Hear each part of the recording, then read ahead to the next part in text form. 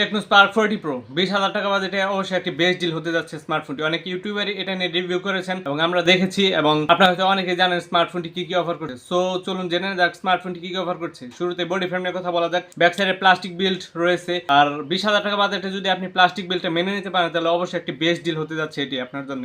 আর back সাইডে plastic ব্যবহার করা হয়েছে। ব্যাক সাইডের ডিজাইনটা কোন স্মার্টফোনের মতো লাগে তা আপনারা হয়তো অনেকেই জানেন, এবং না জেনে থাকলে অবশ্যই 20,000 টাকা বাজেটে স্মার্টফোনটি কি কি অফার করছে তা নিয়ে চলুন আলোচনা করা যাক। শুরুতে বডি ফ্রেম। স্মার্টফোনটিতে ব্যাক সাইডে রয়েছে পলিকার্বনেট আর পলিকার্বনেটের ফ্রেম রয়েছে। আর 20,000 টাকা বাজেটে যদি আপনি এই জিনিসটি মেনে নিতে পারেন তাহলে অবশ্যই একটি প্লাস পয়েন্ট হবে স্মার্টফোনটি আপনার জন্য।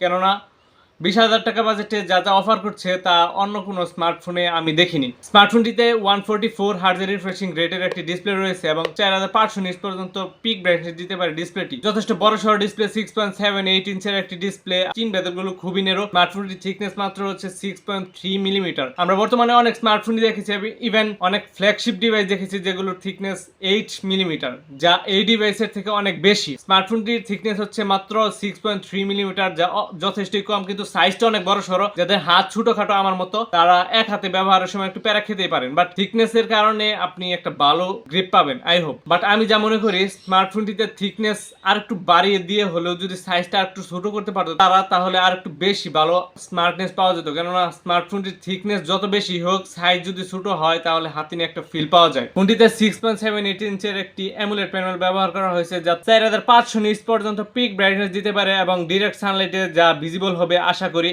আর স্মার্টফোনটির ডিসপ্লে সাইজ হচ্ছে 6.78 ইঞ্চের, অনেক বড় একটা ডিসপ্লে। আর এমুলেট ডিসপ্লে হওয়ার কারণে ব্ল্যাকটা পিওর ব্ল্যাক দেখতে পারবেন এবং যেহেতু 4500 নিটস পর্যন্ত পিক ব্রাইটনেস দিতে পারে, সো ডিরেক্ট সানলাইটও ভিজিবল হবে খুবই ভালোভাবে। আর যারা ইনডোরের কন্টেন্ট ওয়াচ করবেন তখন একটা ভালো এক্সপেরিয়েন্স তো পাবেনই। ক্যামেরা ব্যাক সাইডে 50 মেগাপিক্সেলের একটি মেইন শুটার রয়েছে আর অক্সিলারি লেন্স রয়েছে। 50 মেগাপিক্সেলের এই ক্যামেরাটা তারা ভিডিও রেকর্ড করতে পারবেন সর্বোচ্চ 1080p 30 fps। যদি fps-টা আর একটু বাড়ানো যেত বা বাড়িয়ে দিতে পারতো তাহলে অবশ্যই ভিডিও আউটপুটে আরো একটু ভালো পারফরমেন্স দিতে পারতো স্মার্টফোনটি। আর ফ্রন্টে ক্যামেরাতে ব্যবহার করা হয়েছে 13 মেগাপিক্সেলের একটি সেলফি শুটার, যারা ভিডিও রেকর্ড করতে পারবেন সর্বোচ্চ 1080p 30 fps। এটা কম্বো ঠিক আছে 20,000 টাকা বাজেটে, বাট আর একটু ভালো ক্যামেরা সেটা ব্যবহার করতে পারতো তারা ফ্রন্ট ক্যামেরায়। স্মার্টফোনটি এসেছে iOS 15 বেসড অন Android 15।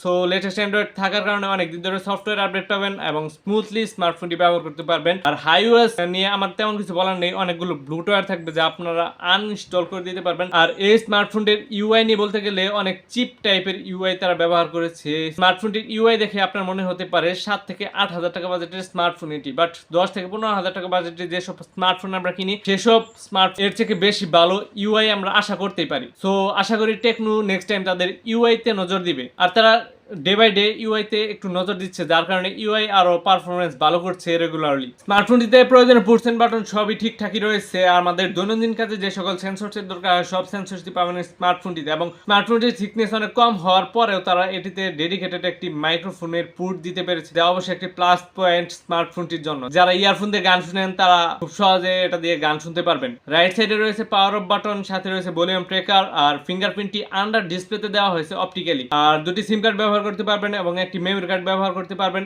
একসাথে।